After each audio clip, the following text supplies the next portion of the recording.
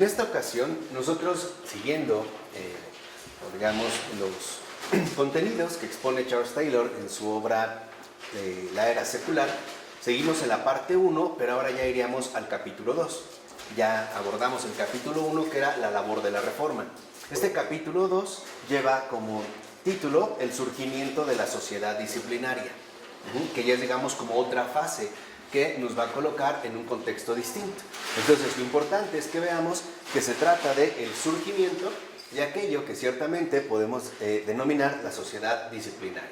¿Qué ocurre en este caso? En el punto 1, ¿no? Hay una concepción del camino directo, o sea, que supuestamente nos quiere explicar las cosas de una manera resumida, pero ciertamente equivocada, o por lo menos sumamente, vamos a decirlo así, como incompleta.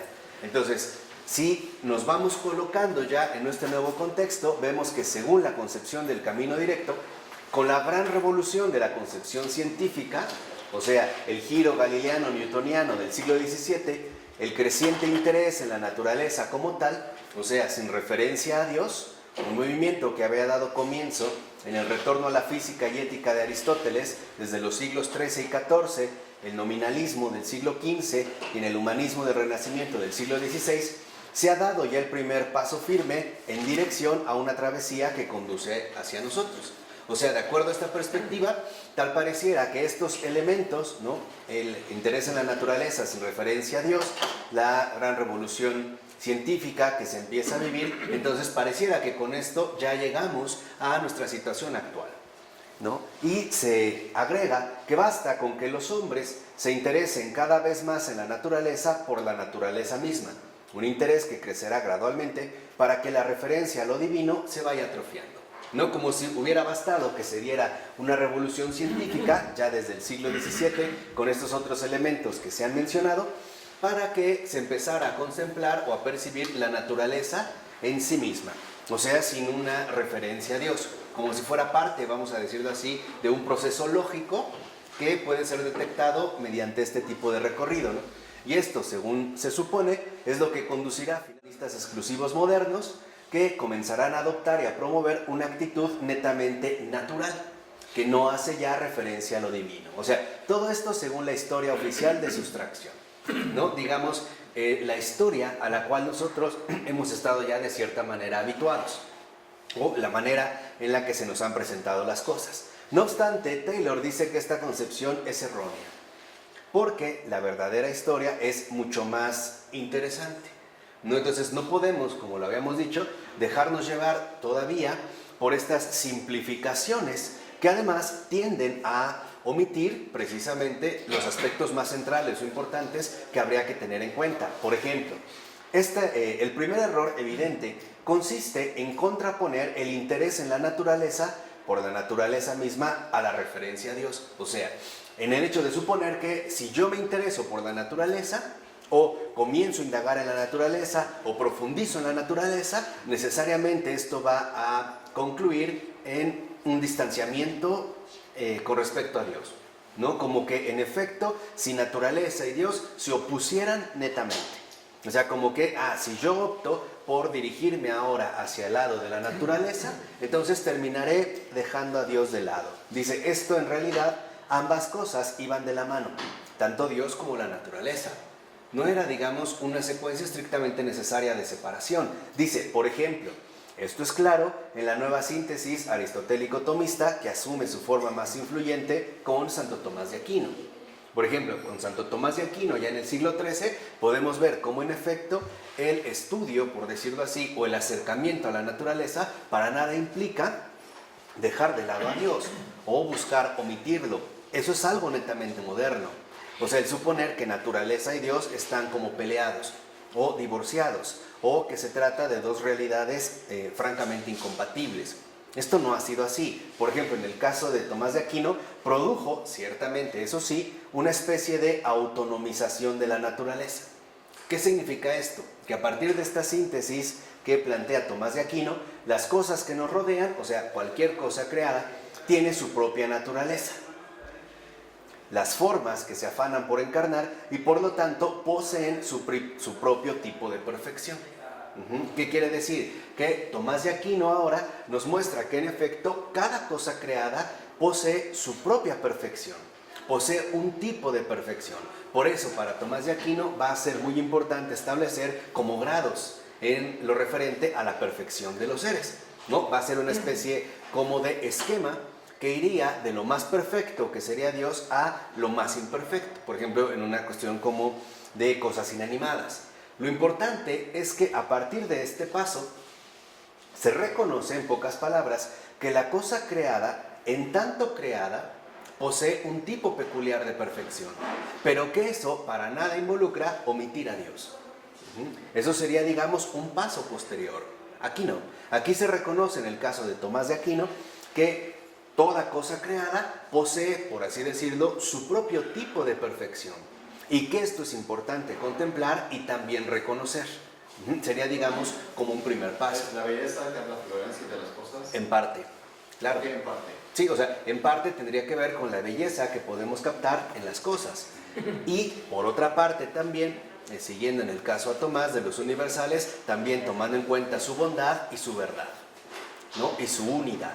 Vamos, como en una contemplación más completa de las cosas mismas, que llevaba también a destacar, por así decirlo, la realidad concreta que ha sido creada. Un ejemplo. Por ejemplo, una flor. Una flor podemos decir que tiene su propio tipo de perfección. Por ejemplo, el manifestar un peculiar rasgo de belleza que nos transmite en tanto obra creada. Y esto también era importante reconocerlo. ¿Por qué? Y hay que entenderlo bien. Aquí también hay que entender a Tomás de Aquino. Porque si no, entonces pareciera que tenderíamos a considerar que la realidad creada es una farsa o sería un engaño que no tendría ningún tipo de sustento real o concreto. Se parecería más bien, por ejemplo, a una especie de dualismo donde, por ejemplo, lo que vemos creado carecería de sustancia y cualquier tipo de perfección posible. Entonces sería algo así, un engaño, por ejemplo, al estilo platónico, donde esta no es la realidad que en efecto nosotros estamos llamados a contemplar, o en un sentido más hinduista sería algo así como la dimensión de Maya, donde es algo irreal. O sea, aquí Tomás de Aquino lo que nos está insistiendo es que cualquier cosa creada es una cosa creada real y concreta. O sea, sí tiene, por así decirlo, una cualidad de existencia, ¿no? Planteándolo, digamos así, a muy grandes rasgos. Entonces, este tipo, en efecto, ¿no? Las cosas o este tipo de cosas creadas son llamadas a exhibir otro tipo de perfección en la dimensión de la gracia. Por ejemplo, en tanto cosas creadas o en tanto cosas que hacen referencia a un creador.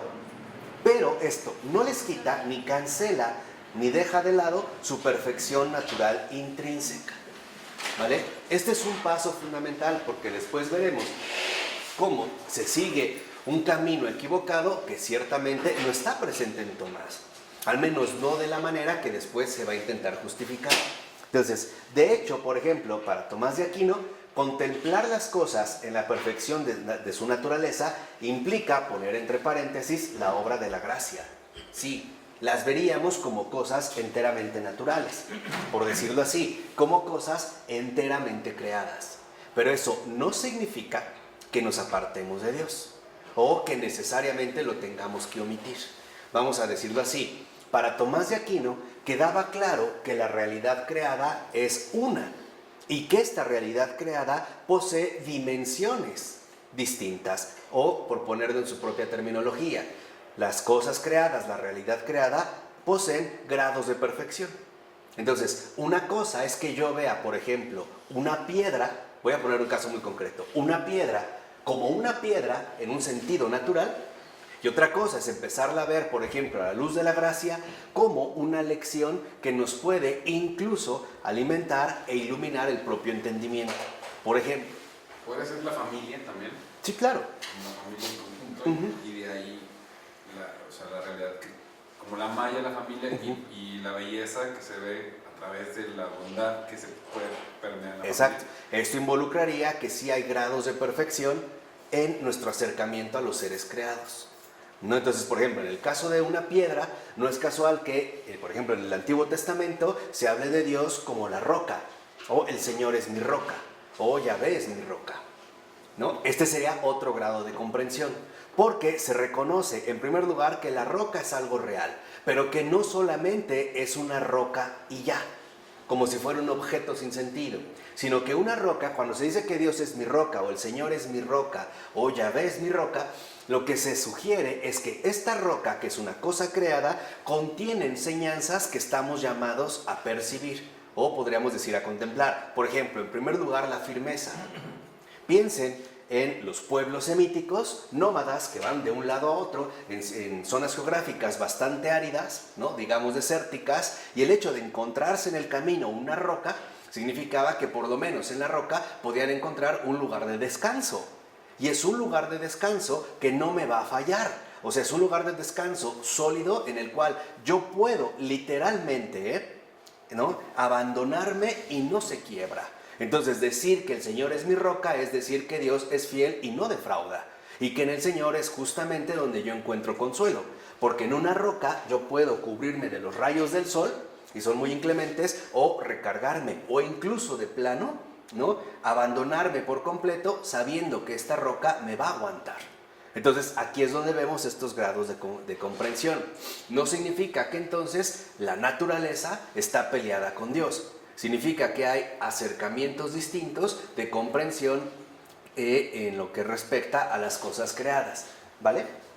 Por eso decía Tomás que la naturaleza ofrece otra forma de encontrar a Dios porque de hecho es su creación. No podríamos suponer, por ejemplo, que la naturaleza es una especie de realidad totalmente aislada, o vamos a decirlo así, autónoma. Lo que sí destaca Tomás de Aquino, y es como este primer paso hacia la autonomización de la naturaleza, es que toda cosa creada posee en sí misma un tipo peculiar de perfección. Por ejemplo, el más básico es que una flor es perfecta como flor. Y que incluso dentro de las flores, por ejemplo, una violeta tiene su tipo de perfección como violeta. Y que sería distinto al tipo de perfección que pudiera tener una margarita o una rosa, o cosas distintas.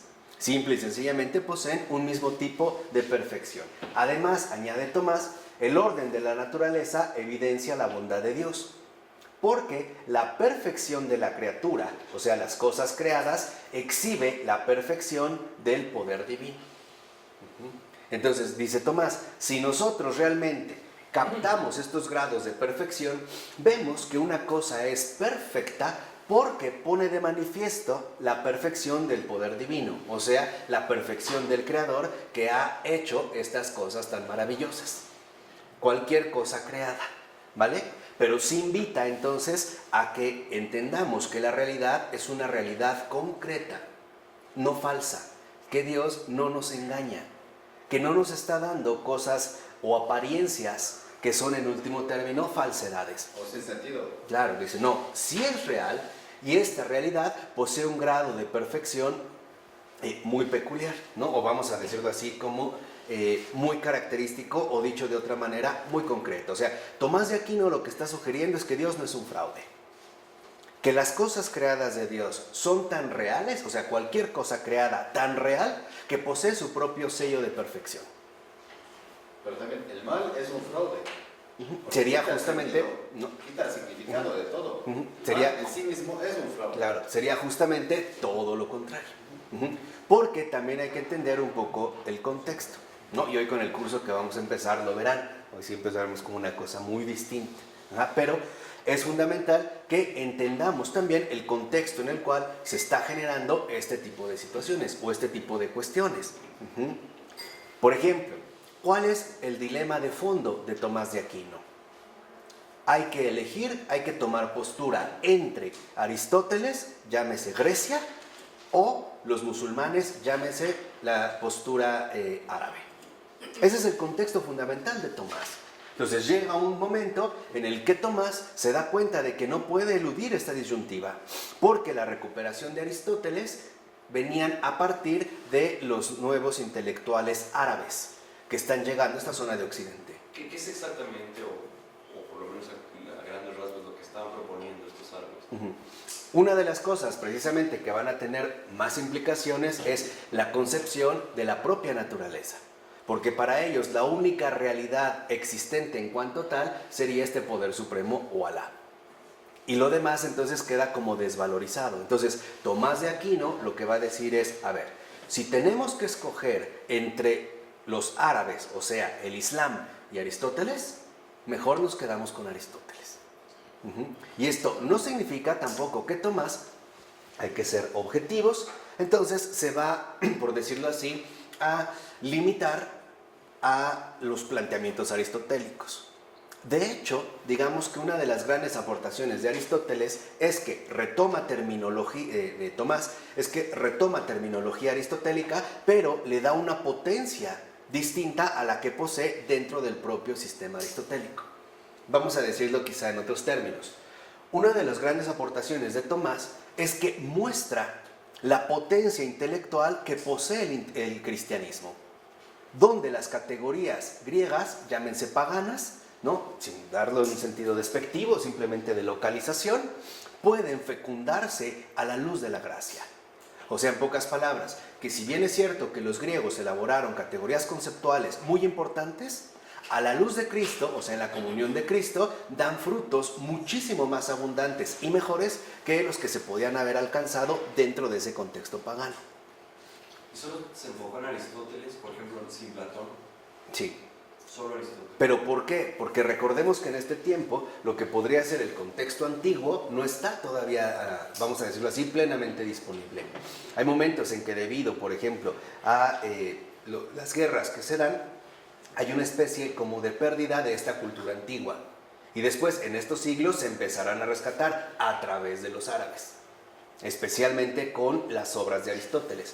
Entonces, cuando Tomás empieza a entrar en contacto con los comentarios ya escolásticos que se están dando de Aristóteles y empieza a darse cuenta que se empieza a ganar terreno el poder, la interpretación árabe, es decir, islámica de Aristóteles, él decide reestudiar a Aristóteles en griego, desde el griego, y mostrar ciertamente que las interpretaciones que los árabes están haciendo de Aristóteles son, si no plenamente condenables, por lo menos sí sumamente criticables. ¿Los árabes traducían Aristóteles al árabe o lo agarraban en griego? No, lo toman en griego y lo van a traducir al árabe, ¿no? Que va a ser como un momento, digamos, especial de fuerza, ¿no? Entonces, Tomás en ningún momento está divorciando naturaleza y Dios.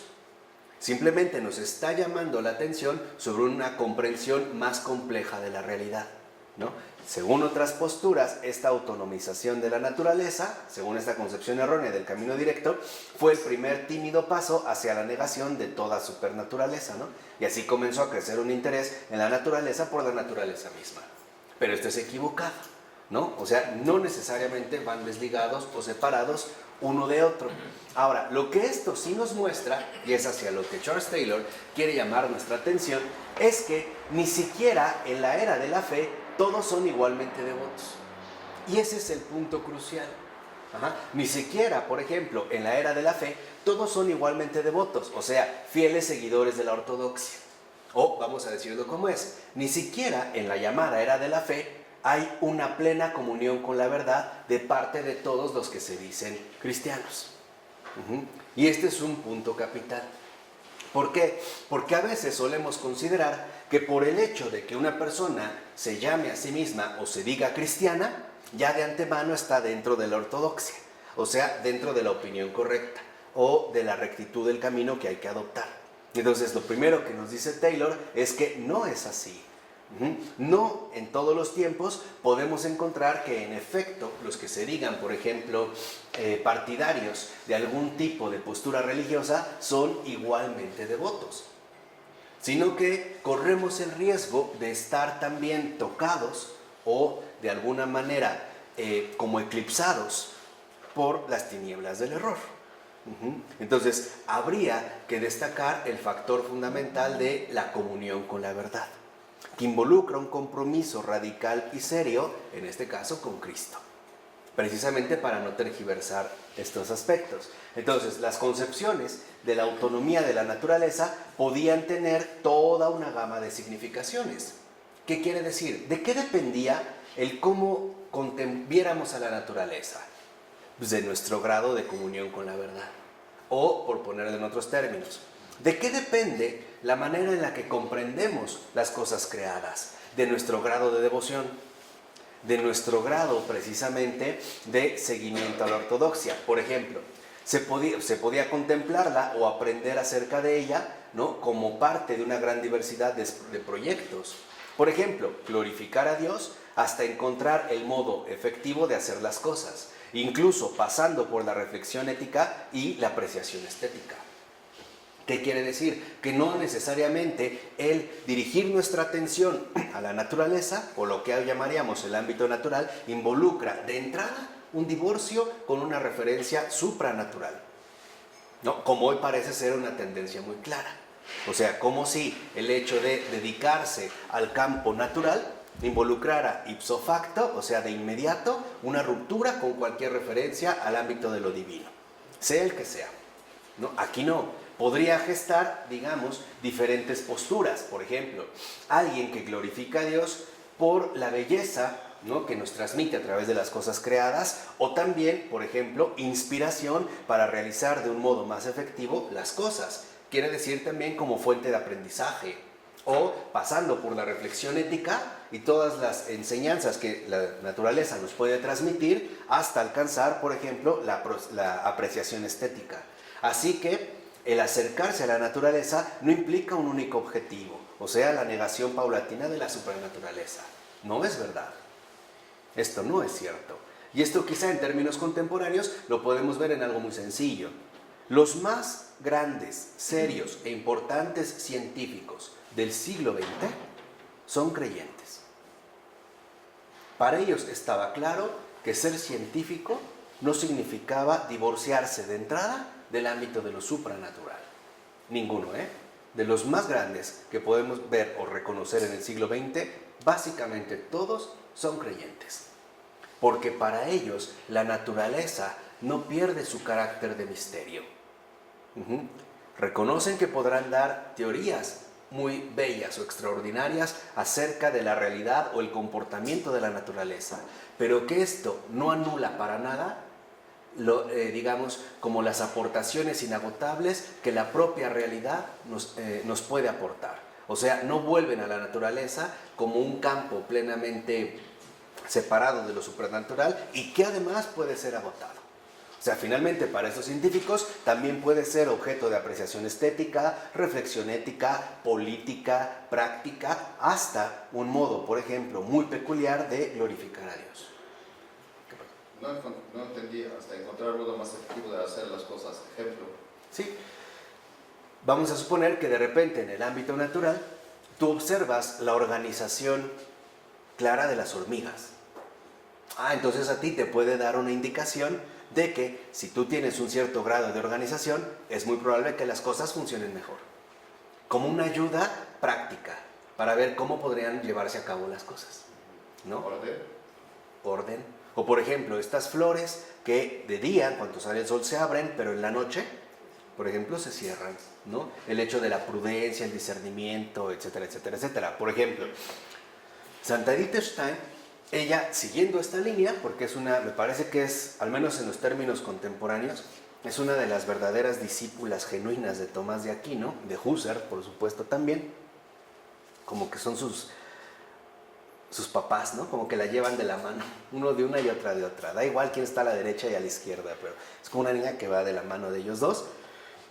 Contempla, por ejemplo, que en el caso de una flor, por volver a este caso muy concreto, para que vean que no era necesario la negación de la supranaturaleza, del ámbito de lo divino, dice, en una flor encontramos, por ejemplo, en esencia, ¿no? Acuérdense que los fenomenólogos les gusta mucho, ¿no?, hacerla remitir a la esencia. Dice, encontramos la esencia, por ejemplo, de toda vida humana y en especial de la vida cristiana. Dice, porque una flor tiene un propósito central, florecer. ¿Qué significa florecer? Que la flor, digamos, lleva a cabo un desarrollo peculiar para alcanzar su máxima plenitud, que es la manifestación, ¿no?, de su grandeza, como flor. Una vez que ha alcanzado este punto, puede morir. No se aferra, ¿no?, a este esplendor que ha alcanzado. Y no solo, digamos, resplandece bajo ciertas ocasiones, sino que resplandece para entrar a formar parte de un conjunto mayor y no compite con los demás.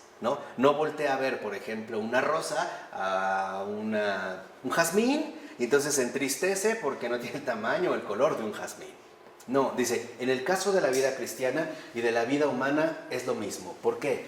Porque el ser humano está llamado a dar lo mejor de sí en este mundo. Una vez que ha alcanzado lo mejor de sí, en términos humanos, puede saber que en efecto ya puede, por decirlo así, ir descansando, alcanzado esta plenitud. En el caso del cristiano, el verdadero florecimiento del alma es la santidad.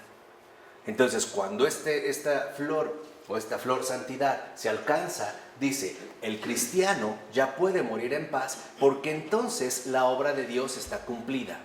Y de quien verdaderamente la gente se acordará no es de él, sino de Dios y de las maravillas que lleva a cabo. Esto está al principio de ser finito y ser eterno, que igual no estaría mal que lo leyeran ahí en un rato libre. Pero entonces, lo que la concepción del camino directo, errónea, no puede explicar realmente es la forma en que la autonomización de la naturaleza posibilita su propio tipo de devoción-filiación, ¿no? O sea, lo que no nos puede explicar es por qué la gente se volvió devota de esta separación de la naturaleza y de lo divino. ¿Por qué se afilió, digamos, a la comprensión de la naturaleza por la naturaleza? Entonces dice, bueno, podemos tratar de formarnos una idea de las diferentes formas de devoción. Y eso también es importante. O sea, ¿de qué manera nosotros entendemos la devoción? ¿De qué manera la vivimos? Dice, una se centraría, por ejemplo, en las cosas entendidas como el ochi, el lugar de los grandes acontecimientos. Por ejemplo, los grandes prodigios que Dios ha forjado, dentro de los cuales, por supuesto, también estaría incluida la propia naturaleza.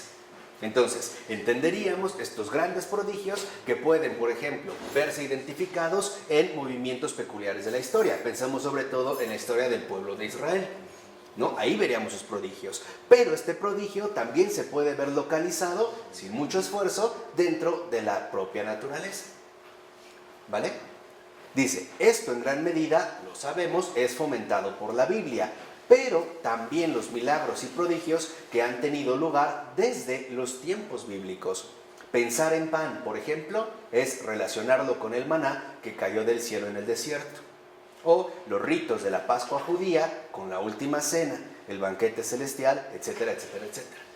¿Qué quiere decir? Que entendemos nosotros la comprensión profunda de todos los acontecimientos que la creación ha experimentado y en todos sus diversos niveles o en todas sus diversas manifestaciones. Esta es una manera, por ejemplo, en la cual muchos se han acercado a la comprensión de la Biblia. Por ejemplo, lo que se llama el método o la alegoría. El reconocer que, por ejemplo, a través de una figura, en el caso del pan, uno puede alcanzar un nivel de comprensión mucho mayor, un nivel de comprensión más elevado. Entonces, se hace una alegoría para finalmente entender qué es justamente lo que de fondo está ocurriendo, o cuál es, por decirlo así, la aportación o el enriquecimiento que en este sentido se nos quiere transmitir. Ahora, este tipo de devoción... Buenas noches. Este tipo de devoción espiritualidad era ampliamente practicada por los monjes eruditos de la Alta Edad Media, en la medida en que se centraban, por supuesto, en las escrituras y en una alegorización de los acontecimientos leídos y contemplados en ellas y a través de ellas. Entonces, era un modo, vamos a decirlo así, de alcanzar una auténtica contemplación. Ya lo hemos dicho en una ocasión. ¿Qué es la contemplación? Es percibir las cosas tal y como Dios las está manifestando. Y esto involucrará también grados de perfección, grados de profundización. Iremos accediendo a niveles cada vez más elevados. Entonces, ¿Cuál es este tipo de que habla? ¿Qué es el tipo de devoción espiritualidad de que habla? sí, por ejemplo, se lee la Escritura y a partir de la Escritura se entiende la creación por medio de una alegorización, tratando de encontrar en pocas palabras su sentido espiritual. Eso es lo que se hacía. Entonces, en la Alta Edad Media, por ejemplo, los monjes eruditos, ¿cómo se acercan a la realidad creada? Pues a través de la Escritura. ¿Qué es de fondo lo que están haciendo? Están precisamente ejercitándose en la comprensión material y espiritual de toda la realidad creada. Ejemplo concreto. Sí, lo que poníamos aquí. En el caso, por ejemplo, del pan, el pan no solo es una cosa meramente material, sino que nos lleva a una dimensión distinta.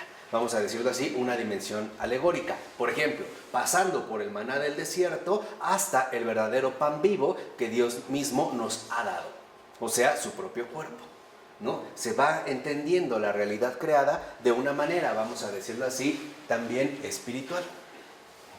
Lo cual no involucraba, volvemos a decir, esta separación tajante. Entonces, lo que aquí falta es un sentido del universo como un todo ordenado en tanto cosmos. En el caso de la escritura, por ejemplo, el Universitas Mundi, como de hecho se llegó a denominar y que fomentó un tipo de diferente de devoción. ¿Por qué va a fomentar un tipo de diferente de devoción? Porque el cosmos, que proviene de una concepción sobre todo, ¿no?, traída de Grecia, o digamos ya más madura en Grecia, aunque hubiera otras referencias en los ámbitos orientales, ante todo conlleva a contemplar el orden de las cosas, y un orden de las cosas que es de naturaleza intelectual. Por eso, para los griegos, el cosmos involucraba el orden y la armonía que se puede percibir en todo el universo. Y ellos intuían que este orden y armonía, esta belleza, daba señales de que ahí había algo divino. Vamos, como que intuían que en efecto allá había algo divino. El que más lo va a enfatizar en este caso es Platón. Para Platón queda claro que esta dimensión que apela a este orden completo del cosmos, porque cosmos en griego significa ordenado, es un todo ordenado. Todo hay un orden. ¿De qué depende el orden? De la justa medida. Por eso, para ellos, el cosmos tiene reglas de justicia. O sea, todo está ordenado. Y este orden solo puede ser instaurado por un ser divino. ¿Vale? Vamos así como a grandes rasgos. Entonces, ¿qué es aquí, digamos, lo que ocurre? Que entonces, ¿no?, puede decirse que un camino, por ejemplo, el de los monjes eruditos de la Alta Edad Media, se centra en los actos de habla de Dios, o sea, en las Escrituras. Ahí está precisamente lo que Dios nos ha dicho. Lo importante es escuchar qué es lo que realmente nos ha dicho. Ese sería un modo que fomentaría un peculiar tipo de devoción.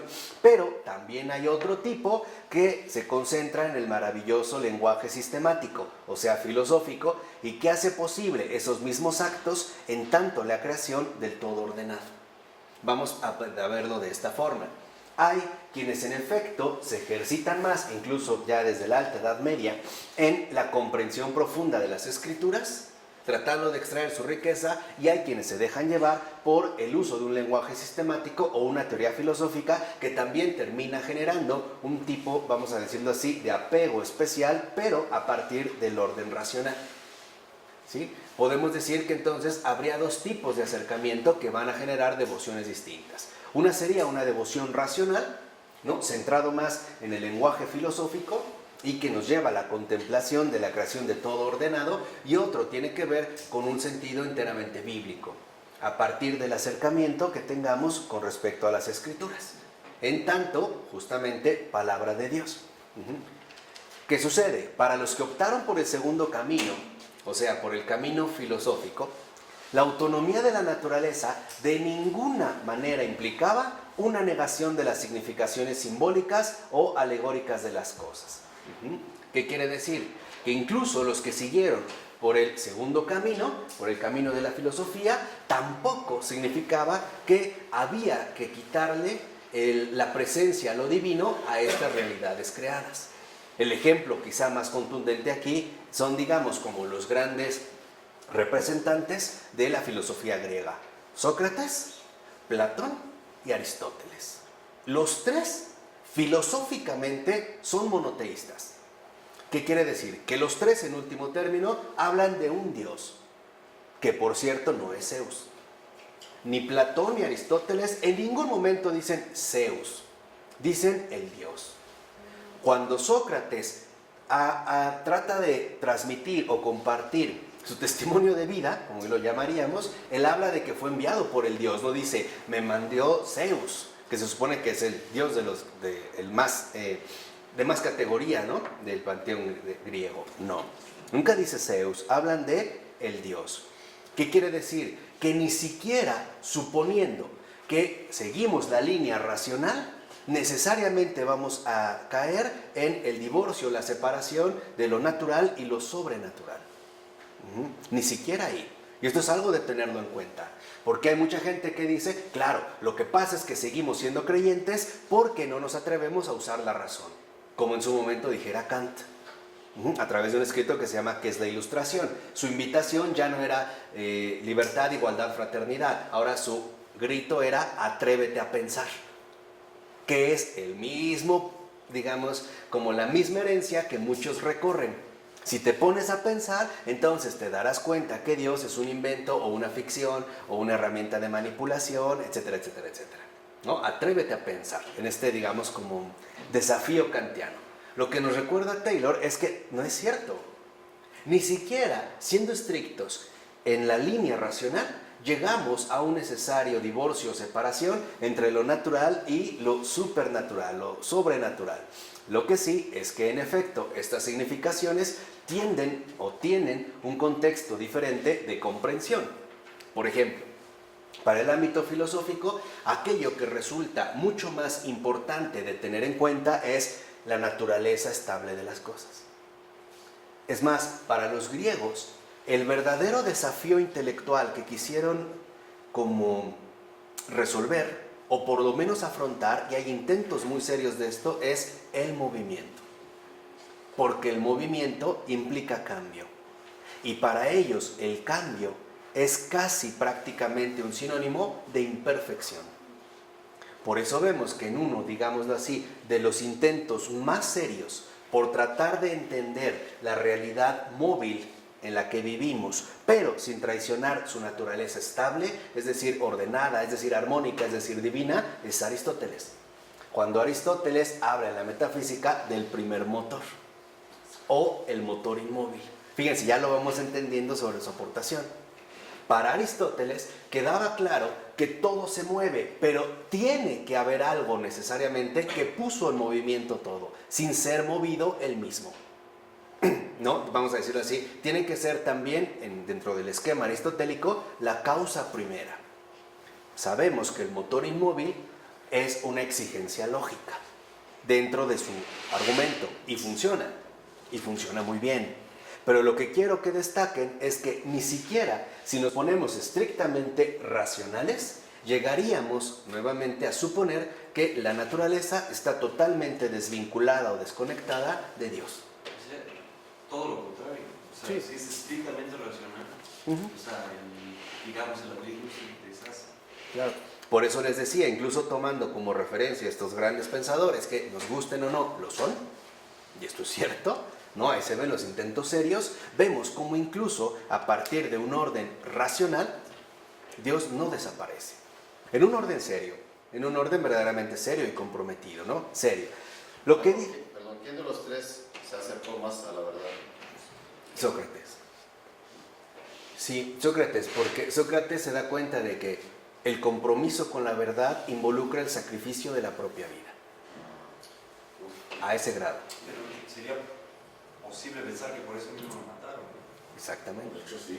O sea, lo que Sócrates ejemplifica, y por ello no es casual que Platón, que lo conoció durante el juicio, donde lo condenan a muerte, y era un jovencito Platón, tendría por ahí unos quizá 13, 15 años, queda tan impactado que es Platón el que va a caracterizar a partir de Aristóteles la figura del filósofo. Porque en último término, para Platón, algo queda claro. ¿Qué es el filósofo? Aquel que está dispuesto a dar su vida por la verdad y también a morir por ella. Involucra las dos dimensiones, como Sócrates. Por ejemplo, si leemos ya la apología de Sócrates o la defensa que se da de Sócrates cuando lo interrogan, ¿no? Es, digamos, como una especie de acta que se da del proceso que lo lleva a la muerte, verán que una de las cosas más llamativas es que Sócrates es claro y dice, a ver, yo vivo de esta manera, no por gusto propio. ¿A quién le gusta vivir así? Dice, lo hago siguiendo el mandato que el Dios me dio.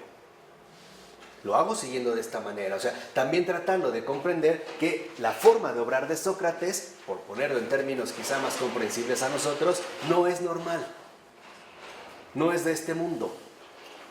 Por eso, San Justino Mártir, ya iremos entendiendo mucho más de esto ahora con los contextos. Al rato ya nos vamos a poner ya pesados, en lo histórico, social, teológico, espiritual, el proceso formativo del cristianismo. Pero por eso, Justino Mártir, que era filósofo griego y los conocía a todos, cuando tiene su conversión y en efecto ahora decide seguir a Cristo, él va a hablar de las semillas del verbo. Dicho de otra manera, lo que encuentra es que también en los grandes filósofos de la antigüedad, especialmente griega, hay como una pedagogía de Dios para ir dirigiendo a este pueblo por el camino correcto. Y esa también me parece que es como una gran intuición, por ejemplo, de San Justino, que terminará siendo mártir, pero seguirá siendo en este caso filósofo.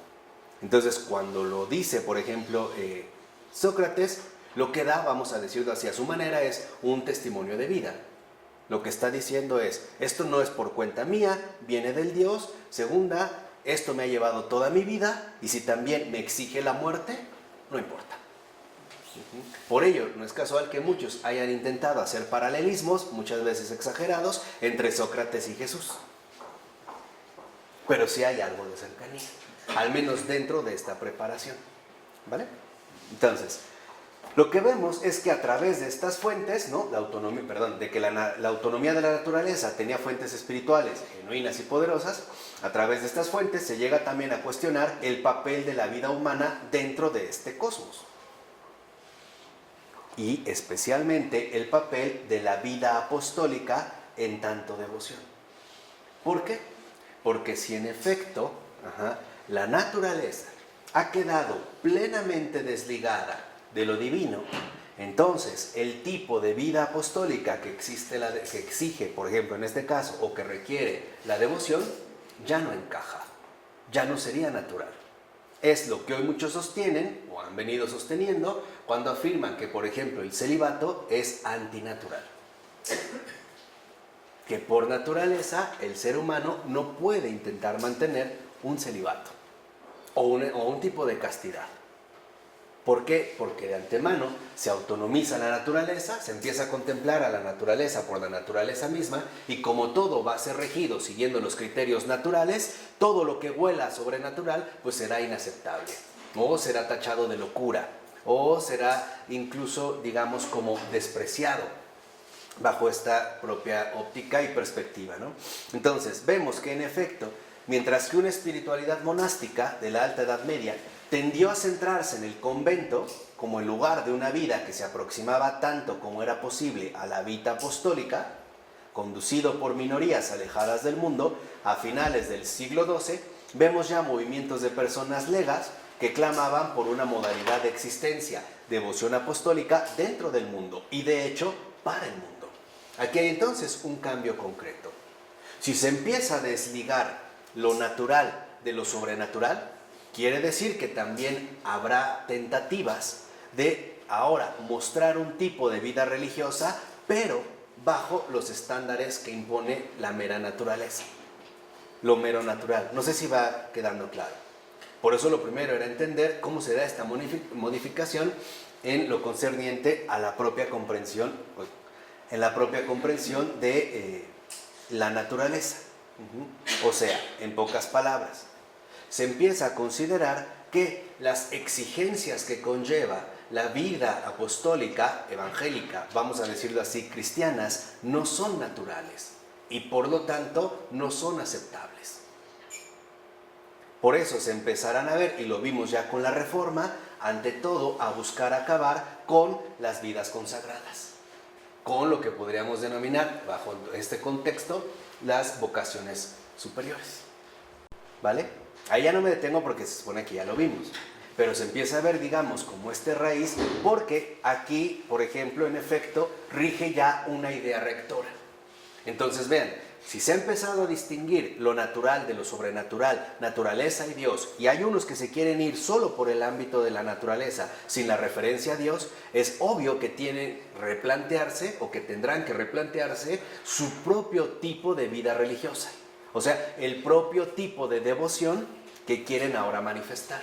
Entonces, si no es compatible con el orden sobrenatural, por ejemplo, de una vida religiosa o del convento, y están proponiendo una vida en el mundo y para el mundo, también esta devoción se tendrá que ver prácticamente modificada, que es lo que vemos en el caso de los protestantes. Mientras que antes, por ejemplo, la renuncia se ve plenamente asumida como la exigencia cristiana, ahora para muchos protestantes es la familia que está en el mundo y para el mundo el signo característico de la devoción religiosa. ¿Vale? ¿Sí va? ¿No? Como a grandes rasgos en este contraste. Entonces, ¿cómo está la idea rectora? Pues la cercanía de Cristo. La aspiración de acercar a Cristo a los humanos en el mundo porque Él es nuestro hermano, nuestro vecino, o sea, el que está entre nosotros en tanto gente común. ¿Qué sucede en el caso de Cristo? Pues que también se le va a buscar naturalizar. Entonces, es necesario ahora acercar a Cristo de una manera natural, como alguien más entre nosotros, como alguien más que pertenece a nosotros en tanto gente común, que es una cercanía profunda entre tanto hermano, vecino y ante todo presentarlo como un humano más en el mundo. Sin Dios. Sí, puede ser, pero al menos se puede reconocer que es Dios. Pero ahora el énfasis va sobre esta cercanía. Vamos, esta cercanía en el mundo, ¿no? Se empezará, por ejemplo, a poner un énfasis muy concreto en lo que podríamos llamar el Jesús terrestre, ¿no? El que después, en el siglo XIX, se va a identificar como el Jesús histórico, ¿no? Aquel que en efecto comparte, digamos, nuestra propia dimensión natural. Estos nuevos movimientos apuntan a cambiar el centro de gravedad de la vida apostólica. Esto es lo fundamental. Lo primero que quiero que quede claro es que una cosmovisión implica también el poner nuevos puntos de referencia para la organización de nuestra propia vida. Esta es una cosa de verdad muy diferente. Quiero hacer ahorita nada más como un contraste muy breve. Por ejemplo, durante muchos siglos, y lo sabemos, ¿no?, predominó la teoría heliocéntrica, o sea que el Sol está fijo y que todo lo demás, o el sistema solar, gira, el sistema planetario gira alrededor del Sol. Sabemos que esto fue propuesto por Ptolomeo. Pero después llega, por ejemplo, la gran revolución copernicana y lo que dice es la geocéntrica de Ptolomeo. La Tierra está fija. El Sol y los planetas giran alrededor de la Tierra. Después llega Copérnico y hace una gran revolución y dice, no es cierto, la Tierra no está fija, lo que está fijo es el Sol. Y esto va a conllevar a que se elaboren nuevos esquemas en tanto esfuerzos de comprensión del universo. Y pasamos a la teoría heliocéntrica, ¿no? El Sol está, digamos, como referencia fija. De fondo podemos decir que todo el modelo del universo cambió completamente. ¿Estamos de acuerdo? Pero algo había en común. Al menos hay algo que está fijo. Llámese la Tierra o llámese el Sol.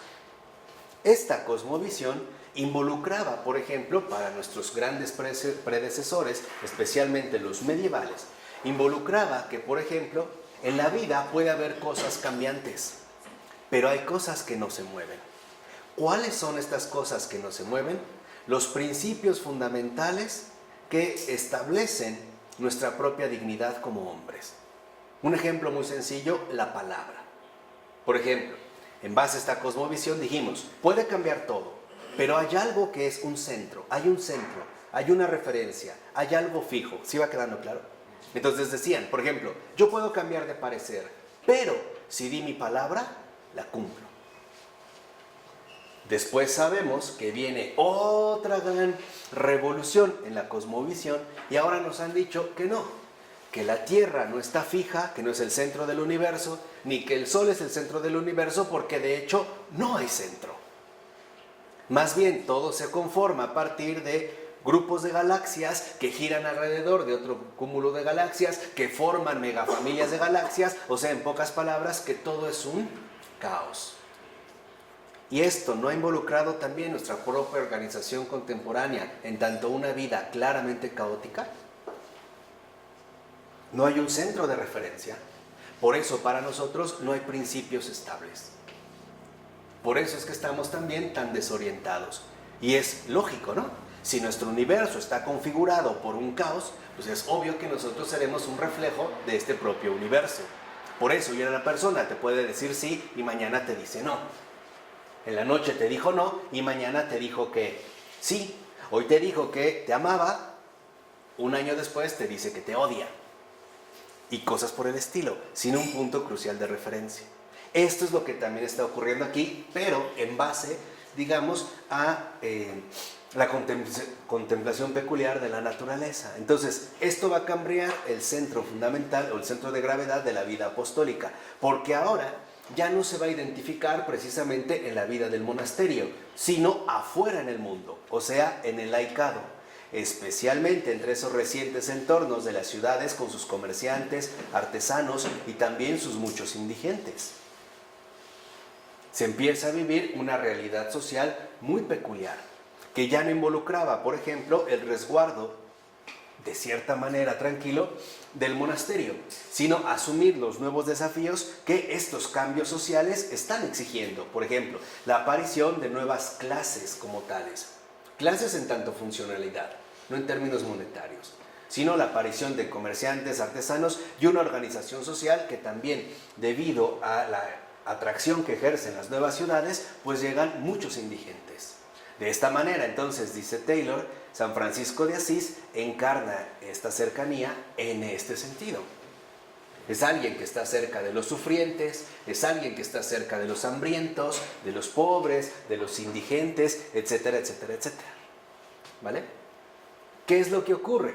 Que de modo que no es para nada sorprendente que este intento de poner a Cristo más cerca del mundo, un mundo anteriormente no consagrado, un mundo del cual uno solo puede huir a través del monasterio, inspirara un nuevo énfasis en este mismo mundo. Si lo ven, a partir de esta comprensión, entonces pareciera que en términos generales ahora se le va a dar preferencia a la naturaleza por la naturaleza misma. Pero esto involucra modificar por completo nuestra propia devoción, nuestro propio modo de vivir la fe. Si estamos aceptando que hay una naturaleza desvinculada de Dios, entonces empezaríamos a pensar que sí hay un tipo de vida natural que estaría desvinculada de Dios, pero dirigida en este caso al mundo. No vamos a decirlo así, a las formas que se dan exteriormente en el mundo. Esto implicaba una peculiar visión de la naturaleza. Por ejemplo, tal y como vemos en la rica espiritualidad franciscana de la vida de Dios, en las cosas animadas e inanimadas que nos rodean, y en el acento concreto en la gente común, y de la gente común en su individualidad. ¿Qué quiere decir? Que en este caso la espiritualidad franciscana también pone estos tres énfasis fundamentales. Primero, el hecho de que en efecto la naturaleza es recuperada a partir de la vida que emana de estas cosas creadas. Acuérdense que para San Francisco las realidades creadas están vivas, tan vivas que le hablan, ¿no? Por ejemplo, si uno lee la Leyenda Mayor o la Minor, escrita por San Buenaventura, vemos muchos pasajes, no solo del himno franciscano que canta el hermano Sol o hermana Luna, ¿no? Que es como lo más conocido, sino otros pasajes donde vemos que en una ocasión pasa por un campo florido, se tapa los oídos y se pone a llorar, y gritaba: cállate, cállense. Entonces se le acerca un compañero y dice: ¿qué te pasa? Le dices que estas flores no me dejan de gritar cuánto me ama Dios, y reconozco lo ingrato que yo soy. Vean, o sea, ese grado de viveza. Entonces, podemos decir que en el caso de San Francisco, la naturaleza no pierde para nada esta dimensión espiritual que posee realmente, y que también, al mostrarse, digamos, de manera tan peculiar, va a poner el acento en la gente común. Vamos a decirlo, en los más pobres de entre los pobres. Y dentro de estos pobres, aún así, en su propia individualidad característica. Podemos ver entonces uno, por así decirlo, de los dos movimientos fundamentales que configuran el cristianismo. Espero que a partir de hoy ya nos quede muy claro qué es o a qué nos estamos refiriendo. Pero hay dos movimientos, el exitus y el reditus. El reditus es cuando el llamado del cristiano va hacia adentro. Por ejemplo, un tipo de vida particularmente consagrada. Vamos a suponer una vida religiosa. Ese es un reditus, ¿no? Somos enviados hacia adentro, a entrar. Pero también hay otro movimiento, y que no es plenamente separado, sino que es complementario, que es el exitus.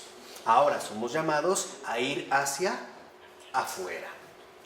Por lo regular, se supone que los religiosos o los sacerdotes entran y nosotros salimos, es decir, somos enmendados afuera. Pero esto no es del todo correcto, porque en la vida de un cristiano, el exitus y el reditus siempre es constante. Por ejemplo, cualquier cristiano está llamado a ingresar profundamente en la comunión con Dios a través de la oración, ya sea en su casa o en el convento. Y el exitus es que está llamado a manifestar este amor en el cual está en comunión a través del entorno concreto dentro del cual vive. ¿Vale? Entonces podemos entender que en el caso de San Francisco es un periodo de exitus, de salida, de acercamiento de Cristo a la gente. Mientras que en un momento, por ejemplo, pensemos en el caso del primer monacato, se nota que incluso en ese contexto no es un momento de exitus, es un momento de reditus, de renuncia al mundo. ¿Sí me explico? ¿No? Bueno, entonces, de modo, dijimos este énfasis en el mundo, entonces la espiritualidad franciscana ponía un énfasis especial en la persona de Jesucristo, lo cual termina abriendo una nueva perspectiva sobre la particularidad única de la persona. ¿Qué quiere decir? Que en efecto se empieza a indagar al mismo tiempo que se enfatiza la persona de Jesucristo en la realidad personal de cada individuo y por lo tanto destacar su verdadera dimensión humana. Vamos, destacar su verdadera dignidad. El que no podía ser considerado bajo, vamos a decirlo así, los condicionamientos socioculturales dentro de los cuales vivía. Por ponerlo en términos más contemporáneos, por eso San Francisco de Asís y Teresa de Calcuta están tan cercanos, por eso Teresa de Calcuta conoce bien a Francisco y lo cita y lo menciona, es muy sencillo. Lo que San Francisco está diciendo en este momento es, este mendigo, leproso, etcétera, es una persona y tiene dignidad. Es lo que está diciendo San Francisco dentro de ese contexto. Esta es la cercanía. Al grado de que en efecto, por ejemplo, San Francisco empieza a utilizar un jergón, ¿no? Vamos a decirlo así, su hábito, que era ante todo reconocido por la aspereza que tenía. Este hábito franciscano original era sumamente áspero. Ojo, podríamos decir, como muchos a veces piensan, ¿para qué? ¿Para doblegar el cuerpo de sus pasiones? No. Para compartir la misma aspereza que los más pobres de entre los pobres viven, e incluso de una manera física. Es que hay muchas situaciones que perdemos de vista. Por ejemplo, el refrigerador es literalmente reciente. Yo les pregunto, ¿cómo se conservaban, por ejemplo, alimentos altamente perecederos, como el pescado? No siempre. El ahumarlos viene después. Salarlos en ciertas zonas. Mucha gente comía comida podrida. Y esto a veces se pierde de vista. Recordemos que todavía no están las especias en Europa. Por eso en el siglo XV van a causar también tanto revuelo. Porque es la manera de alguna manera, alterar el sabor muchas veces de comida ya pasada. O de comida incluso en estado de putrefacción. Por eso cuando ahora entendemos que un San Francisco de Asís va tocando a la puerta pidiendo comida, muchas veces lo que le dan, ¿cómo está? No creen que le daban su bolsita Ziploc en aluminio, ahí lo metes al micro, no. O sea, lo que sobraba, lo que había, y también en putrefacción. Este es, digamos, como el punto clave en el caso de San Francisco. Esa es la cercanía de San Francisco. Y el vivir siempre, con les digo, como hábito que tenía, como el hábito que empieza a utilizar, que era de una tela extremadamente gruesa y áspera. Y lo utilizaban tanto en invierno como en verano, porque involucraba compartir, volvemos a repetir, la aspereza de la vida. ¿Vale? Entonces, esta era la visión. Entonces, vemos que en efecto, esto fue un punto decisivo en la historia de la civilización occidental, porque a partir de aquí, justo por nuestra falta de comunión en la verdad, se da un importante paso hacia la primacía de lo individual que define nuestra cultura. En el caso, por ejemplo, de San Francisco de Asís, reconoce que compartimos una misma dignidad, ¿no? Es decir, cada uno de nosotros somos personas y por eso decide compartir la misma, vamos a decirlo así, aspereza de la vida en su realidad concreta. Pero esto no significa que de ninguna manera se fomentara el individualismo. Por el contrario, que se invitara precisamente a el tomar conciencia de que formamos, ya sea dentro o fuera del monasterio, una comunidad. Y que estamos llamados a servirnos unos que a otros. Por eso, en su primera orden, ¿no?, con sus primeros compañeros y amigos, el nombre que escoge San Francisco es: somos los hermanos menores. Y este es el énfasis: somos los hermanos menores. ¿Qué quiere decir? Que nosotros estamos llamados a ser servidores de todos, comenzando por nosotros mismos. Es decir, dentro de la propia comunidad, ¿vale? ¿Qué sucede aquí? Que entonces puede decirse que fundamentalmente fue una revolución de la devoción, del punto de mira de la oración y del amor, o sea, el individuo humano paradigmático, el hombre Dios, en relación con el cual solo la humanidad de todos los otros hombres puede ser verdaderamente conocida y comprendida, comienza a salir a la luz claramente. Se empieza a poner un énfasis en este Dios hecho hombre, este Dios encarnado, que le va a dar sentido precisamente a cualquier vida humana, incluida ya no solo la de, vamos a decirlo así, los privilegiados que tienen la posibilidad de ingresar a un convento, sino también de ser encontrado este hombre Dios en las situaciones quizá más deplorables de la vida. ¿Vamos? Esto es una revolución. Esto no se había dado hasta el siglo XIII. Y en especial a partir de San Francisco de Asís. El reconocer que Cristo no está reservado para unos cuantos, sino que incluso también Cristo comparte la misma condición de vida de los más abandonados o de los más destruidos. Hoy en día podemos decir de los nuevos desechos humanos. Aunque las formas hayan cambiado, Cristo sigue sufriendo su pasión. Por ejemplo, hoy quizá ya no vemos coronas de espinas, pero vemos catéteres, o no sé cómo le llaman, estos tubos. Sí, catéter. Catéter, ¿no? A veces los vemos extendidos con estos clavos contemporáneos que muchas veces son agujas o cosas por el estilo. Ahí está una pasión de Cristo, pero con los nuevos instrumentos de estos tiempos. Pero sigue estando, digamos, esta cercanía, ¿no? Entonces, ¿qué es, digamos, lo que va a constituir la verdadera revolución? Que Jesucristo aparece ya como la nueva comprensión espiritual del hombre.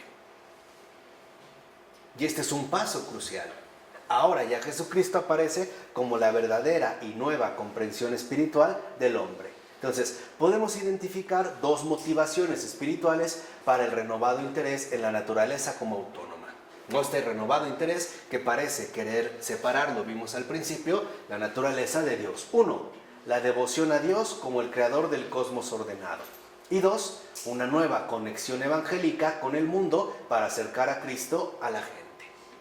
¿Vale? Serían, digamos, estas dos motivaciones. Entonces, aquí toma auge precisamente la práctica de los misioneros en el siglo XIII.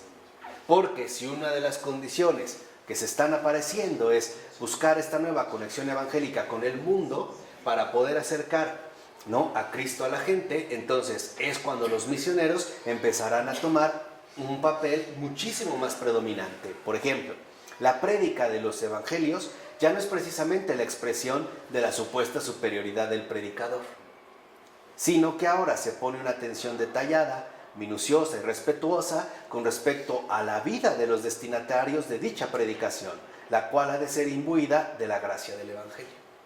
O sea, antes se supone que la predicación recae, o digamos, el núcleo o el centro fundamental de la predicación recae en el propio predicador. Ah, claro, es un gran predicador. A partir de aquí cambia la predicación. Ahora la predicación ya no consiste en qué tan bien habla el predicador o en su elevado lenguaje, sino la manera en la que se acerca a su propio auditorio. Antes lo van a escuchar a él, ahora el predicador va a hablar de ellos en sus condiciones muy concretas. Por ejemplo, Una referencia muy concreta de este giro, que no es precisamente del siglo XIII, sino incluso ya lo podemos encontrar en el siglo IV, por ejemplo, con es San Juan Crisóstomo. Si uno ve la mayoría de sus obras, son homilías que da a su auditorio. No lo van, a pesar de que le llamaban el Crisóstomo, que significa Cristos y tomos, boca de oro, o yo como le digo, el pico chulo, ¿no? De Crisóstomo, lo iban a escuchar. Entonces, pero lo van a escuchar no tanto porque él sea el predicador, que por una parte es así, sino también porque se refiere de manera concreta a la situación de su propio auditorio. ¿Vamos? Dentro de este giro. Entonces, esta nueva orientación tuvo mucho que ver con la evolución sociológica de estos siglos, especialmente con el desarrollo de medios urbanos relativamente libres de las estructuras feudales de la sociedad anterior y sus respectivos espacios para el autogobierno. O sea, hay dos factores principales, ¿no? Hay dos factores. Sí, a ver, hay dos factores. Uno, el hecho de que se desarrollen medios urbanos relativamente libres. Es decir, que ha cambiado el contexto social en el cual se vive. Esto contrae nuevas exigencias. Por ejemplo, algo así está ocurriendo hoy en día. Yo les decía que nuestra situación actual atraviesa nuevos desafíos, que como cristianos tenemos que empezar a detectar. Por ejemplo, ¿de qué manera nosotros vamos a poder llevar a cabo la convivencia con musulmanes? Nos guste o no. Y eso me parece que ya es un hecho, en todos los niveles. ¿Cómo le vamos a hacer para aprender a vivir, fíjense, aprender a vivir pacíficamente con desacuerdos permanentes? Antes se pretendía que era importante llegar a acuerdos, pero sabemos que hoy en día estos acuerdos no son posibles. Tenemos que aprender a vivir en desacuerdos permanentes. Y esto es una nueva exigencia. Y esto es algo que en efecto el cristiano tiene que empezar a captar, tiene que empezar a ejercitar, lo mismo que se da en este contexto. En este tipo, digamos, de condiciones concretas en las que vivimos, pues hay nuevos desafíos.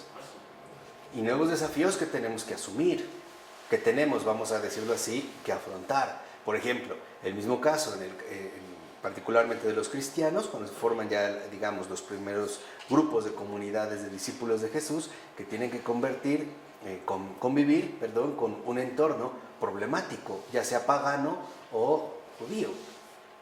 También planteaban nuevos desafíos. Entonces, eso es lo que tenemos que entender hoy.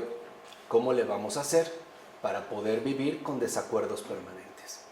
Porque siendo sinceros, ante la situación contemporánea, la posibilidad de un acuerdo me parece prácticamente nula. Y por ello me parece que la línea va por otro lado. Hay que crecer mucho espiritualmente para poder entender cómo podemos hoy vivir con quien sea y bajo las condiciones que sean, de una manera pacífica y aceptable. Porque en efecto, por ejemplo, las nuevas órdenes, ya hablamos del papel misionero, que aquí toma fuerza, como el Ordo Praedicatorum, o sea, la orden de Santo Domingo, en la medida en que estaban conformadas por predicadores itinerantes, o sea, no fijos, sino siempre como en camino, de un lado a otro, hicieron mucho por extender este sentido de conexión más amplia a través de las áreas rurales. ¿Qué quiere decir? Que si antes el foco era principalmente el monasterio, ahora el Ordum Praedicatorum, por ejemplo, lo mismo que hacen los dominicos o los franciscanos, van a tratar de llegar a esas zonas que por lo menos durante mucho tiempo habían pasado como desapercibidas. Sobre todo estas nuevas formas rurales que surgen como contraste de las nuevas ciudades, o sea, de los nuevos medios urbanos, que traerá, como hoy lo seguimos viendo, también mucha afluencia de gente que por lo regular no tiene oportunidades de sobresalir. Y por lo tanto incrementa, por ejemplo, el número de indigentes y el número de pobreza. Y esto es un hecho. O sea, cuando se da un fenómeno de migración cualquiera, generalmente lo que más lo resienten es que no todas las personas tienen acceso a las oportunidades que supuestamente buscan alcanzar. Esto genera también severas crisis. Eso es lo que Europa sabe bastante bien. Pero por otra parte, tampoco dan, como decimos en México, un paso sin guarache.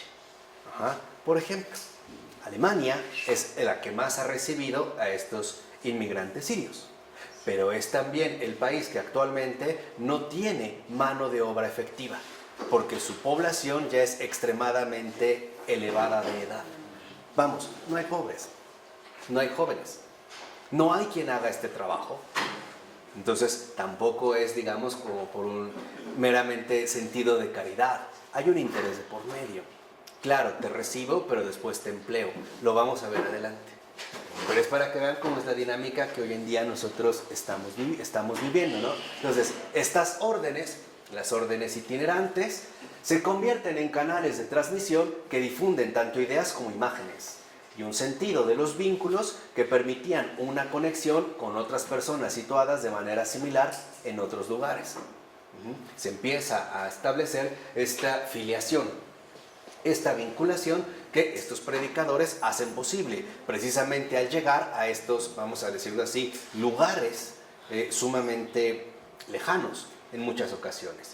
Piensen, por ejemplo, el afán misionero que se empieza a vivir, donde vemos que muchos de estos predicadores llegarán incluso a lugares que para ese tiempo son considerados bastante peligrosos o remotos, e incluso, vamos a decirlo así, inaccesibles. Y sabemos también muy bien que muchos precisamente de estos misioneros, pues, fueron martirizados, ¿no? O simple y sencillamente no alcanzaron a cubrir lo que pretendían. Bueno, entonces los frailes itinerantes eran de alguna manera medios de comunicación, a través de los cuales podía desarrollarse un imaginario social más vívido entre la gente común, hasta que el avance espectacular que implicó la invención de la imprenta intensificó el proceso. O sea, hasta la imprenta, los vínculos que se solían fomentar fue a través de los misioneros, especialmente de las órdenes mendicantes, ¿no? Franciscanos y dominicos. Entonces, vemos entonces que el nuevo interés por la naturaleza no implicaba abandonar la perspectiva religiosa, ni siquiera parcialmente. Lo vimos con Tomás, lo vimos incluso en el caso de la postura racional que se puede dar dentro de un discurso sistemático o filosófico, o incluso en la propia predicación. Dice, pues la naturaleza apuntaba a tener en cuenta la realidad de las cosas. Y este es el punto central. La naturaleza nos invita, vamos, toda cosa creada, nos invita a captar, a percibir la verdadera realidad de las cosas. Lo que vemos y lo que estamos llamados a ver también, a contemplar, sin negar una y otra. Nada de lo que les decía de que es un fraude, entonces tenemos que irnos por otros lados raros de iluminación intelectual. Bueno, pero también existen otra serie de cambios que deben ser tenidos en cuenta. Por ejemplo, la revolución nominalista, que se opone a la idea imperante, básicamente aristotélico-tomista, de la autonomía de la naturaleza, y que va a venir promovido, lo veremos adelante, ahorita les explico brevemente, por Guillermo de Ockham, un fraile franciscano. ¿Qué es el nominalismo? El nominalismo en cuanto tal, y que digamos ya desarrolla y asume Guillermo de Ockham, es la negación de los universales. ¿Qué son los universales? Lo que se consideraban las formas esenciales de las cosas o las ideas generales. Por ejemplo, el universal de perro, como un concepto genérico. Lo que dice el nominalista es que estas esencias universales no existen, no son más que un nombre. Ese es el nominalismo, que se van a oponer al esencialismo. Los esencialistas dirán, no, las esencias universales sí existen. Por ejemplo, el amor general, el amor, ¿no? Los nominalistas con Ockham van a decir no. Todo se reduce a un nombre, a una nominación, ¿no? A darle, digamos, un término. No es más que, en este sentido, un concepto. Y aquí vemos que, incluso en esta situación, la motivación principal sigue siendo teológica. Por ejemplo, Guillermo de Ockham, que me parece que en este sentido ha sido poco estudiado, también es un referente bastante serio para el espíritu de la Reforma, y que a su vez viene inspirado por Eusebio de Cesarea. Ojalá nos dé tiempo de mencionarlo en la clase que sigue, pero de ahí viene una línea que empieza como a despegarse. Entonces, por ejemplo, la noción aristotélica de la naturaleza parece definir para cada cosa su propia perfección natural, o sea, su correspondiente bien. En el caso, veamos, de la noción aristotélica, no tomista. Para Aristóteles, cada cosa tiene un fin. Está llamada a realizar su propio bien. Esta realización será independiente de la voluntad de Dios, en el caso de Aristóteles, salvo o exceptuando que es Él quien creó esa cosa de ese modo. O sea, para Aristóteles lo importante es poner en marcha el mecanismo. Por eso mencionamos el motor inmóvil. Todo lo que sucede después ya puede ser comprendido sin hacer referencia a Dios. No sé si me explico. O sea, lo importante es que todo entra en marcha. ¿Cómo se pone en marcha? A través del motor inmóvil. Pero una vez que esto ya ha arrancado, ya no necesitamos a Dios para seguir adelante. Podemos hablar de que cada cosa, Dios la crea, pero esta cosa tiene que acceder a su fin propio. Entonces, justamente lo que vemos es que una vez creada, pareciera que Dios no puede continuar redefiniendo lo que es el bien para la cosa, ¿no? Dios lo hizo y ya. Las cosas irán como por cuenta propia, ¿no? No se pueden ir como redefiniendo. Entonces, algunos pensadores no aceptan esta propuesta, pues consideraban que era un intento inaceptable de limitar la soberanía de Dios. Como decir que en efecto, ¿no? Dios, claro, es como el creador, pero nada más. No puede intervenir más. Entonces van a decir, no, Dios siempre debe ser libre de determinar lo que es bueno. Es decir, que el bien, sea lo que fuere, es lo que Dios desea que sea. Vamos, no dejarlo fuera de juego. Eso es lo que en este momento se va planteando. Ahora, de hecho, esta fue la motivación más poderosa que tuvieron Occam y sus seguidores para rechazar el realismo de las esencias, que es lo que yo les decía. Lo que van a decir es, no, estas esencias, estos universales, simple y sencillamente no existen. Tenemos que limitarnos a la manera en la cual nombramos las cosas. Entonces, vemos que en efecto, esto pone de relieve un aspecto sumamente importante del pensamiento humano. El marco, el sentido del ser, guarda relación no solo con una visión del mundo, sino también con una concepción de la actitud del agente humano en el mundo. Entonces, aquí a su vez se desprenden dos factores principales. Primero, que en pocas palabras, la forma en la cual pensamos repercute en la forma en la cual vivimos. Los pensamientos no son neutrales. Y esto es fundamental. Un pensamiento no es neutral. Un pensamiento repercute de una o de otra manera en la forma en la cual vivimos. Es un engaño suponer que yo tengo ideas, por así decirlo, neutralizadas que no repercuten en mi propio comportamiento. Esto es falso, ¿eh? Formas de pensar siempre van acompañadas de formas de vivir. Por ello es que no podemos suponer que la filosofía es irrelevante, porque no es así.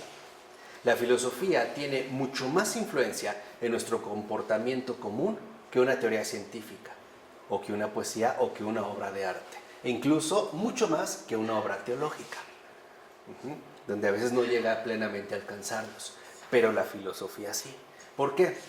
Porque no solo involucra que tenemos una visión del mundo, sino que también iremos adoptando una actitud al respecto.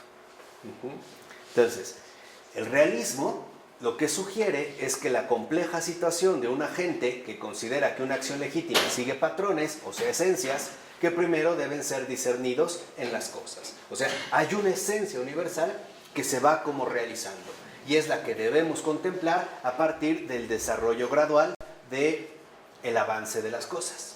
Contra esto, el nominalismo, ¿no? O para el nominalismo, el superagente, que es Dios, se relaciona con las cosas como algo de lo que dispone libremente según sus fines autónomos. ¿Qué es lo que también vemos que se empieza a poner en juego? La noción de orden. Para algunos van a decir, pues las cosas se mueven en base a formas, ¿no? O esencias universales que ya están, por así decirlo, como dadas para el desarrollo de la cosa. Los nominalistas van a decir, no. Más bien Dios tiene que intervenir libremente siguiendo sus propios fines autónomos. ¿Vale? Aquí hay, digamos, como algo en juego.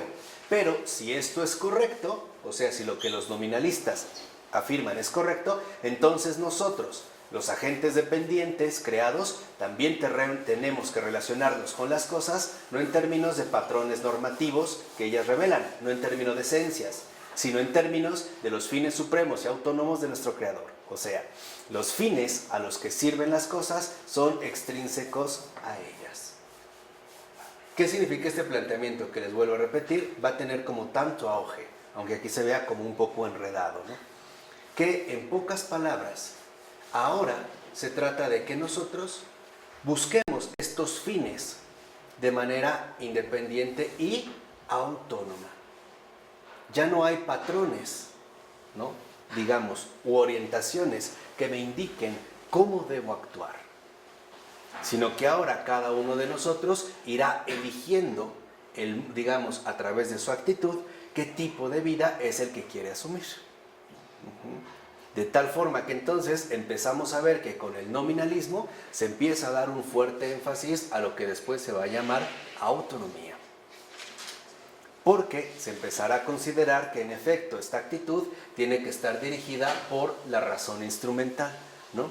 Esto en un principio está al servicio de los fines de Dios, pero dice Taylor, no tardará en llegar el paso a una nueva concepción del ser, según la cual, fíjense, una vez expulsado todo fin intrínseco, cae la causa final Dios y solo se mantiene en pie la causa eficiente, o sea, la naturaleza. ¿Qué es lo que en efecto hoy en día ha tomado fuerza? Solemos suponer que lo único que realmente actúa y obra es la naturaleza por la naturaleza misma, donde ya no hay patrones o esencias que la puedan distinguir, una causa final que llamemos Dios, pero que sí, en efecto, va, por así decirlo, desarrollándose de una manera propia, ¿no? De una manera autónoma. Esto, en efecto, es lo que va a allanar el camino para una concepción de la ciencia, según la cual una buena prueba de la veracidad de una hipótesis es lo que ella nos permite efectuar. O sea, tal es, por ejemplo, la concepción de Francis Bacon. ¿Dónde está el punto aquí? Si ahora, en este giro, a partir de la naturaleza, se empieza a replantear la ciencia, pues es obvio que la ciencia va a funcionar muy bien porque en la propia hipótesis ya está contenido lo que podemos esperar o no.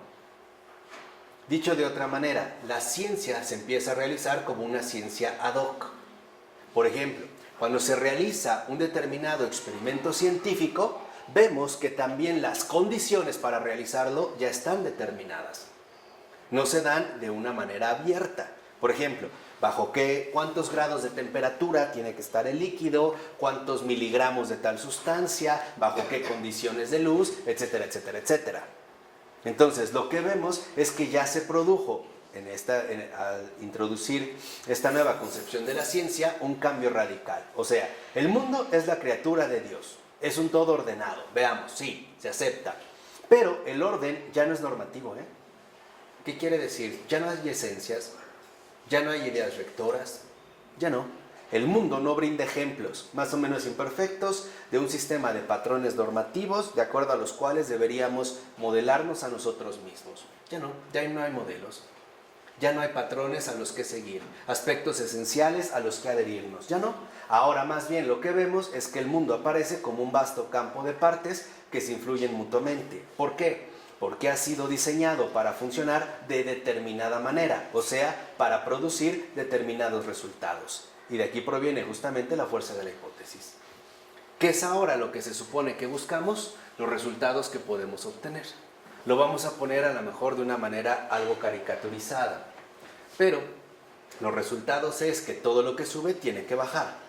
Que si yo arrojo una manzana, esta manzana tiene que caer. Entonces, la naturaleza ya está determinada por los resultados que se pueden obtener. Y a estos resultados, y es lo que empezaremos a ver en la clase anterior, es lo que después se les va a llamar leyes científicas. Ahora, ya no se hablará, por ejemplo, de la voluntad divina, sino de la ley natural, de la ley de la naturaleza. La naturaleza tiene sus propias leyes que nos ponen al descubierto determinados resultados.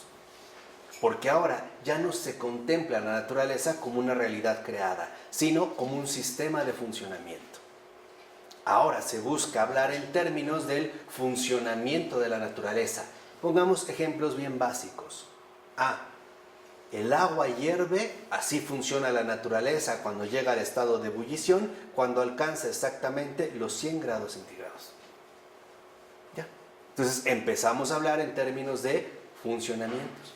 Y justamente para que fuera más fácil, ya en el siglo XVIII, hablar de estos funcionamientos, pues tendríamos que hacerlo en términos, vamos a decirlo así, mucho más precisos. Por ejemplo, empezar a contemplar la naturaleza como partes diminutas que forman parte, que a su vez se conjugan para formar este tipo de procesos. Por ejemplo, el agua hoy en día se define como 2 moléculas de hidrógeno más una de oxígeno.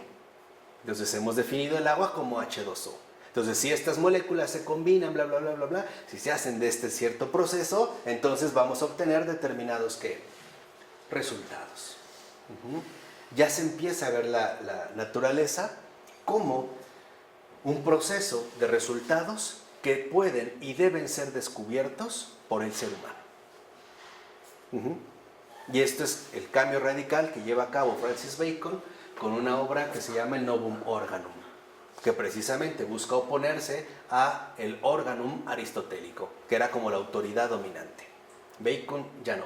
Bacon busca romper por completo con ello y de hecho es el gran iniciador de lo que hasta la fecha conocemos como el método científico, que tiene ya sus partes establecidas. ¿Se acuerdan? Observación, hipótesis, experimentación y comprobación. Esos son los pasos del método baconiano, del método científico. Lo primero es observación, observar las formas de los mecanismos. Es más, Bacon es el que primero sugiere que la ciencia posea los instrumentos adecuados para realizar los experimentos. Él no se concentra tanto en la naturaleza misma, sino en el modo en el cual la naturaleza debe ser estudiada. Entonces, lo fundamental no es tanto lo que queremos obtener de la naturaleza, sino cómo nos vamos a acercar a ello. Por eso, el desarrollo de instrumentos de investigación va a ser tan importante desde entonces, pasando, por ejemplo, por la importancia del microscopio o el telescopio. ¿Sí? O ya quedaron como muy mareados de estos giros importantes. Pero bueno, vamos a dejarles hasta aquí. En el del Padre, del Hijo y del Espíritu Santo. Amén.